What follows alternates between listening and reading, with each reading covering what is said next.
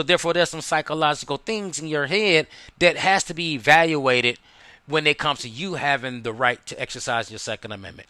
If you don't like that analogy, I don't give a fuck. That's how I feel about it.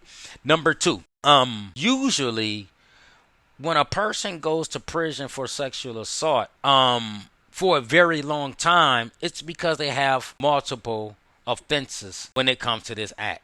When I was in prison in the Michigan Department of Corrections, if you ran into somebody that was in prison for sexual assault, whether it was on a minor or an adult, this usually was their third offense, and you realize, oh shit, damn, you got a 20 ball, you got a quarter, and that's because they've done it more than once, more than once in their criminal history, compared to those who go to prison for, let's say, robbery. When you go to prison for robbery, on your first offense, you're going to go for some time. Murder, you're going to go for some time. You're not going to go get a slap of wrist, go to prison, and then come home for murder. In most cases, that does not happen. Once again, it's based on the circumstances.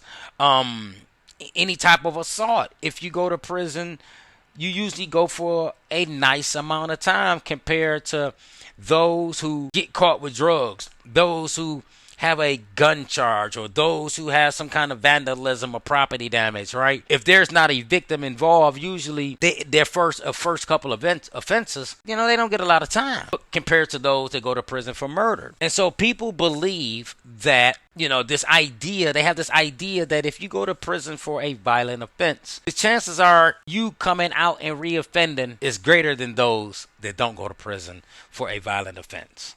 Now, what I want to do for y'all is give y'all, once again, like I said, some information.